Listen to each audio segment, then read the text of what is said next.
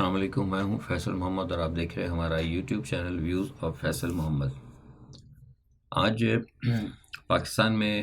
جس وقت میں آپ سے بات کر رہا ہوں تب سے 1 گھنٹے بعد ایپیکس کمیٹی کا اجلاس ہونے جا رہا ہے، اور شاید ہو سکتا ہے جب تک آپ میرا ویلاگ دیکھیں ہو چکا ہو۔ لیکن آج ایپیکس کمیٹی کا اجلاس اس حوالے سے اہم ہے کہ اس میں خان صاحب کے حوالے سے اور جو پی ٹی آئی کی 24 مئی کی جو فائنل کال آ رہی ہے اس حوالے سے بڑے اہم فیصلے متوقع ہیں۔ آج کا ویلاگ بھی میں آپ کو کچھ اہم چیزیں سے بتاؤں گا، تو آپ سے گزارش ہے کہ آپ اسے آخر تک دیکھیے گا، اور اگر پسند آئے تو اسے شیئر ضرور کیجیے گا۔ آج صبح علی امین گنڈاپور نے وزیر اعلیٰ جو کے پی کی ہیں، انہوں نے عمران خان سے تقریباً اڈیالہ میں 2 گھنٹے ملاقات کی،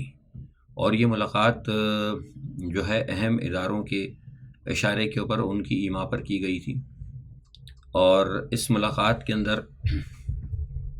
علی امین گنڈاپور نے اسٹیبلشمنٹ کی جانب سے یا مقتدر حلقوں کی جانب سے یا حکومت جو کچھ بھی کہہ رہی ہے اس وقت تو سب ایک ہی ہے، باہم ہے، شیر و شکر ہی ہے، ان کی جانب سے 2 نکات کے اوپر اہم بات کی ہے۔ وہ فی الحال ہم نہیں بتائیں گے کیونکہ ظاہر سی بات ہے کچھ چیزیں پھر خراب ہو جاتی ہیں، لیکن یہ ہم بتا رہے ہیں کہ 2 اہم نکات کے اوپر بات ہوئی تھی، اور اس نکات کے اندر جو ہے عمران خان کو راضی کرنے کی کوشش کی گئی ہے، اور مجھے بتایا گیا ہے کہ عمران خان نے اس پہ بھی نیم رضامندی کا اظہار کیا ہے، لیکن کچھ شرائط بھی ساتھ رکھی ہیں۔ اب وہ شرائط کیا ہیں اس کے بارے میں مجھے نہیں بتایا۔ وہ شرائط، وہ سارے معاملات جو ہیں اس وقت کی جو کرتا دھرتا ہیں جو چلا رہے ہیں ان کے ساتھ شاید غالباً ڈسکس کی جائیں گی، اور یا کر لی گئی ہوں گی اب تک، اور اس کے بعد پھر اس پہ جو ہے تفصیلی ڈسکشن جو ہے وہ آج کی ایپیکس کمیٹی میں ہوگا۔ لیکن اس حوالے سے اگر وہ 2 معاملات ہو جاتے ہیں تو کیا خان صاحب کی رہائی ہوگی اور کیسے ہوگی اور کیا معاملات طے پائیں گے، اس حوالے سے میں تھوڑا سا آپ کو بتا دیتا ہوں۔ انتہائی اہم ہے وہ یہ کہ پہلی چیز تو اس میں یہ ہے کہ اگر یہ معاملات وہ نکات پہ اگر بات چیت طے پا جاتی ہے تو پھر ایپیکس کمیٹی میں اجلاس کے بعد پھر یہ جو فیصلہ ہوگا اس کا فیصلہ پھر وہ یہ کیا جائے گا کہ پہلے مرحلے میں پی ٹی آئی کے ارکان کو جو ہے انہیں رہا کیا جائے گا۔ 9 مئی کے حوالے سے جو لوگ ہیں ان کی سزاؤں میں تخفیف کر کے، ان کی سزائیں کم کر کے انہیں بھی فی الحال ضمانت پہ رہا کر دیا جائے گا، اور سزائیں اور کم سزائیں اور جرمانہ ان پہ ہو سکتا ہے۔ دوسرے مرحلے میں جو ہوگی اس کے بعد یہ ہے کہ پھر دیکھا جائے گا کہ کیا ہوتا ہے معاملہ وہ، لیکن وہ شرط پہ ہے کہ 24 مئی کا یہ جو کر رہے ہیں احتجاج یہ منسوخ کر دیا جائے۔ اگر یہ بات منسوخ ہو جاتی ہے تو پھر پہلے مرحلے میں نے آپ کہا کہ پہلے مرحلے میں یہ ہوگا، اور دوسرے مرحلے میں جو مجھے پتہ لگا ہے وہ یہ ہے، بریک تھرو اگر ہو جاتا ہے، عمران خان سمیت یاسمین راشد، شاہ محمود قریشی، ان کی رہائی بھی عمل میں آ سکتی ہے، لیکن یہ ہے کہ ان کو ایک جسے کہتے ہیں کہ انڈرٹیکنگ دینی ہوگی، وہ یہ کہ وہ آئندہ پاکستان کی سیاست میں حصہ نہیں لیں گے۔ یہ بات بھی کی جا رہی ہے۔ اگر یہ یقین دہانی ہو جاتی ہے، یہ باتیں سامنے آئی ہیں، اب اس میں ہوتا ہے نہیں ہوتا، کس حد تک عمل درآمد ہوتا ہے نہیں ہوتا، یہ بارے میں مجھے ابھی فی الحال ظاہر سی بات ہے غیب کا علم تو صرف اللہ کے پاس ہے، ہم تو وہ باتیں بتا سکتے ہیں جو کہیں ٹیبل پہ پس پردہ ڈسکس ہوئی ہیں۔ تو یہ باتیں جو ہیں اہم ہوئی ہیں کہ اس بارے میں اگر ہو سکتا ہے تو پھر یہ خان صاحب کی بھی شاید ہو سکتا ہے کہ رہائی جو ہے وہ ممکنہ ہو سکتی ہے، لیکن اس حوالے سے کچھ نہ کچھ تھوڑا بہت کہیں نہ کہیں کسی کو جرمانہ یا تھوڑا بہت کچھ معاملہ کرنا پڑے گا، تاکہ یہ نہ لگے کہ یہ بالکل ہی ان کو اس طرح چھوڑ دیا، مطلب فیس سیونگ والی بات جو ہے دونوں طرف سے کی جائے گی۔ اب یہ جو معاملہ ہے میں آپ کو بتاؤں، یہ جو میں نے آپ کو بتائی بڑی اہم خبر ہے۔ اب یہ جو ہے نا معاملہ، یہ فیس سیونگ ہے اسٹیبلشمنٹ کے لیے بھی اور حکومت کے لیے بھی۔ کیا یہ معاملہ جو چل رہا ہے، کیا یہ حقیقت میں عمران خان کی جو تحریک آ رہی ہے اس کے دباؤ کی وجہ سے ہوا ہے، یا بہت سارے اور دیگر عوامل ہیں، امریکہ کی طرف سے جو دباؤ آیا ہے کیا یہ اس کی طرف وجہ سے ہونے جا رہا ہے، کیا یہ حکومت یا اسٹیبلشمنٹ کی اسٹک اینڈ کیرٹ پالیسی، جو ہمیشہ میں کہتا ہوں کہ اسٹیبلشمنٹ جو ہے وہ ہمیشہ اسٹیک اینڈ کیرٹ کی پالیسی کرتی ہے کہ ایک طرف آپ کو گاجر دکھایا جاتا ہے، آپ سے محبت کا اظہار کیا جاتا ہے، لیکن دوسری جانب ڈنڈا بھی ہاتھ میں رکھا جاتا ہے۔ تو یہ بھی ہو سکتا ہے کہ شاید حکومت اور اسٹیبلشمنٹ جو ہے 24 تاریخ کے اور امریکہ کے دباؤ کو کم کرنے کی خاطر فوری طور پر شاید کچھ ایسے اقدامات کرنا چاہ رہی ہو کہ جو یہ معاملہ عارضی طور پہ ٹل جائے اور پھر بعد کے اندر کوئی اس قسم کے کوئی کام کیے جائیں۔ ابھی فی الحال جو ہے بہت ساری سٹوریز ہیں جو اس وقت جو پس پردہ چل رہی ہیں، کیونکہ پاکستان میں آپ کو پتہ ہے پاکستان تو اس وقت پاکستان ایک افسوس کے ساتھ کہنا پڑتا ہے مجھے کہ ایک سازشوں کی سرزمین بن چکا ہے۔ یہاں پہ روزانہ ایک نت نئی سازش کسی کے خلاف کہاں بنتی ہے کچھ نہیں کہہ سکتے۔ تو بہت سارے معاملات جو ہیں مطلب اس وقت چل رہے ہیں، لیکن یہ بہت اہم خبر تھی جو میں آپ کو دینا چاہ رہا تھا کہ یہ معاملہ جو ہے آج کی اپیکس کمیٹی کی بات ہوگا، اگر یہ معاملہ طے پا جاتے ہیں، دو نکات بات ہو جاتی ہے، بریک تھرو ہو جاتا ہے تب۔ دوسری، وزیر داخلہ محسن نقوی صاحب نے آج ملاقات کی ہے فضل الرحمان صاحب سے۔ مولانا تو میں نے ان کو کہنا چھوڑ دیا بالکل ہی، کیونکہ مولاناؤں کی توہین ہوتی ہے، تو شاید ہو سکتا ہے کہ اور دوسروں کی بھی اس میں توہین ہوتی ہو۔ فضل الرحمان سے ملاقات کی ہے اور ان کا شکریہ ادا کیا ہے کہ ان کے جو منافقانہ رویہ انہوں نے کیا اور پاکستان کی آئین جو ہے اس کا جو بیڑا غرق کرنے میں جو 26ویں ترمیم انہوں نے کی، اور اس پہ ان کا شکریہ ادا کیا ہے کہ آپ کے منافقانہ رویے کی وجہ سے آپ نے ہمیشہ کے لیے اسٹیبلشمنٹ کو ایک پارلیمنٹ کے ذریعے ایسا کام کرنے کی اجازت دے دی کہ جس کے نتیجے میں آپ کے والد محترم مولانا مفتی محمود اور علامہ شاہ محمود درانی صاحب کی پیٹھ میں بھی چھرا گھما دیا آپ نے، جو انہوں نے اتنی مشکل سے جو آئین بنایا تھا اس آئین کا ستیہ ناش کروا دیا 26ویں ترمیم کے ذریعے۔ اس پہ ان کو مبارکباد دی ہے، اور وہ فضل الرحمان صاحب نے بھی اس پہ شکریہ ادا کیا۔ انہوں نے کہا کہ جی ہم ہمیشہ پاکستان کے لیے کام کریے، ہمیشہ پاکستان کے لیے، یعنی پاکستان تو اسٹیبلشمنٹ کے ہاتھ میں پتہ ہی آپ کو ہوتے ہیں، یعنی دوسرے الفاظ میں نے کہا ہمیشہ اسٹیبلشمنٹ کے ساتھ کھڑے ہوتے ہیں۔ میں نے کہا تھا کہ یہ شخص انتہائی زیادہ خطرناک آدمی ہے، اور کوئی پتہ نہیں کہ کس کے یہ مطلب کہاں سے اور کس کے لیے کام کر رہے ہوں۔ یہ دینی جماعتیں نہیں ہیں پاکستان کی، مطلب بنیادی طور پر اگر یہ دینی جماعت ہوتی تو کوئی ان سے پوچھے کہ اگر یہ دینی جماعت ہوتی اور یہ حقیقت میں مدرسہ دیوبند کے اگر یہ وہ ہوتے محافظ، تو آج پاکستان کا یہ نظام ہوتا، پاکستان کا یہ حال ہوتا۔ پاکستان میں یہ بے غیرتی جو ہے عروج کے اوپر پہنچی ہے، ایک شق پاکستان کے اندر نہیں، ایک چیز شریعت کی یہاں پر نہیں ہے، اور شریعت کا بلکہ مذاق اڑایا جاتا ہے۔ جو ڈیجیٹل جو ہے وی پی این وغیرہ اور انٹرنیٹ اور اس قسم کی چیزوں کو جو ہے مطلب غیر شرعی کہا جاتا ہے، اور جھوٹا حلف دے کے، جھوٹا بیان دے کے، عدالت میں جھوٹے بیانات دے کر، غلط اسمبلیوں میں بیٹھ کر فارم 47 کے اوپر اسمبلیاں بنا کر ان کو شرعی کہا جاتا ہے۔ اور یہ مولانا صاحب جو ہے، یہ سوری مولانا کہتے ہیں، یہ ملا فضل الرحمان جو ہے، معافی چاہتا ہوں مولانا کہہ دیا، یہ ملا فضل الرحمان جو ہے، یہ جا کر مطلب ان کے ساتھ بیٹھ جاتا ہے اور پھر کہتا ہے کہ اب تو ہمارے لیے یہی ہے اور ہم پاکستان کے لیے ہیں۔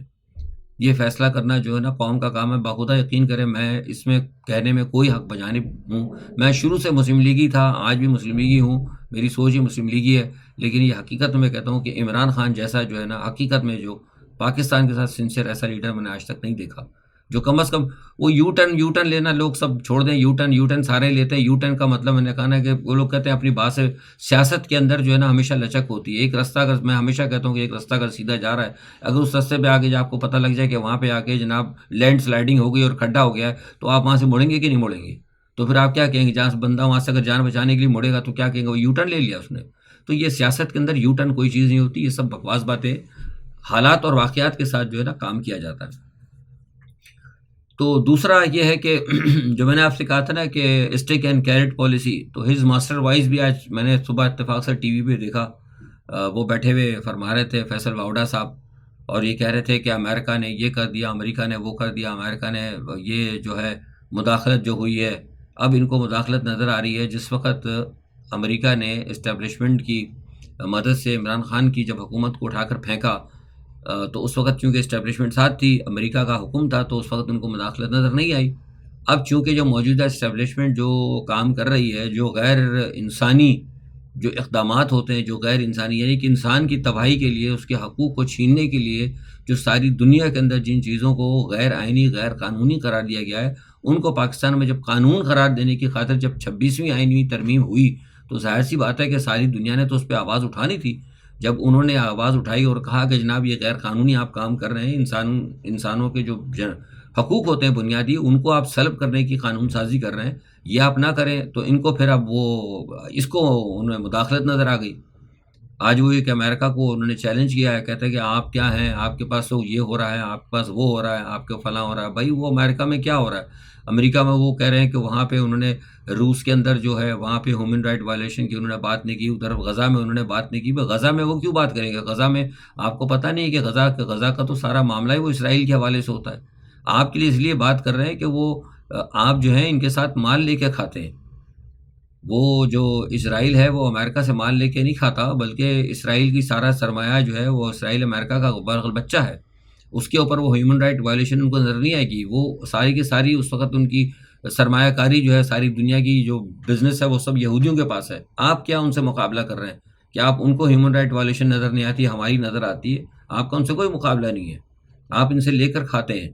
آپ ان کے اشاروں پہ پل رہے ہیں۔ مت بھولیں کہ امریکہ نے ہی ابھی تک بھارت کا پٹا جو ہے نا ہاتھ میں پکڑ رکھا ہے۔ جس دن بھارت کا پٹا کھول دیا نا امریکہ میں، تو آپ کی اتنی ہمت بھی نہیں ہے۔ پہلے ہم زخم کھا چکے ہیں، ہمارا جو حال ہے نا، ہم نے جو اس ملک کا بیڑا غرق کیا ہے، 4 صوبے بنا کے لسانیت کے اندر جو ہم نے ستیہ ناش کیا ہوا ہے، اس پورے ملک کا جو ستیہ ناش کیا ہے، 71 کی ابھی جو ہے ہم زخم ہم بھولے نہیں ابھی۔ تو آپ پھر دوبارہ جو ہے اسی امریکہ کو چیلنج کر رہے ہیں اور کہہ رہے ہیں کہ تمہارے پاس یہ ہوتا ہے، تمہارے پاس وہ ہوتا ہے، تمہارے سینیٹر اور فلانے سینیٹر۔ انسان اگر اپنے حالات اچھے ہوں، مضبوط ہوں، پیر مضبوط ہوں، آپ کے پاس ہیومن رائٹ وائلیشن نہ ہو رہی ہو، آپ کے ساتھ لوگوں کے ساتھ معاملات درست ہوں، آپ ایک مسلمان ہوں، حقیقی اسلام کے اوپر چل رہے ہوں، حقیقی دین کے اوپر چل رہے ہوں، اللہ پر آپ کا توکل ہو، تو پھر کسی کو نا بات کہتے ہوئے بھی اچھے لگتے ہیں۔ لیکن آپ خود اندر سے منافق ہوں، بھوکے ننگے ہوں، ایک وقت کی روٹی بھی آپ پاس نہ ہو، اور وہ بھی آدمی پیٹ بھر کے نہ، ایک وقت کی بھی پیٹ بھر کے نہ ملے روٹی، اور ایک تگڑے پہلوان کو آپ اس طرح بیٹھ کے للکاریں، تو یہ باتیں جو ہے نا یہ شودہ پن اس کو کہا جاتا ہے۔ تو فیصل واوڈا جو ہے ٹی وی پہ بیٹھ کے صبح صبح شودہ پن کر رہے تھے، میں اس کو اس کی کوئی اہمیت نہیں دیتا، لیکن کچھ لوگوں نے کہا کہ فیصل واوڈا جو کہہ رہے ہیں یہ کیا ہونے والا ہے، کچھ نہیں ہونے والا۔ وہ اصل میں وہی میں نے کہا نا کہ اسٹک اینڈ کیرٹ پالیسی ہے۔ ایک طرف تو ان کو ادھر کہا ہے انہوں نے کہ ہم ایپیکس کمیٹی میں آپ سے بات چیت کر رہے ہیں، دوسری طرف جو ہے نا انہوں نے وہ اسٹک دے کے اس کو اپنے ہز کیا کہتے ہیں وہ ہز ماسٹر وائس جس کو بٹھا دیا ان کو کہ بھائی آپ یہ جا کے اعلان کر دیں کہ یہ نہیں ہو رہا، وہ نہیں ہو رہا، فلانا نہیں ہو رہا۔ جہاں تک بات کی جا رہی ہے ان کی جو عمران خان کی جو وائف ہیں بشریٰ بیگم، کہ بھائی وہ سیاست، دیکھیے یہ لوگ بیوقوفی والی باتیں کرتے ہیں۔ جس وقت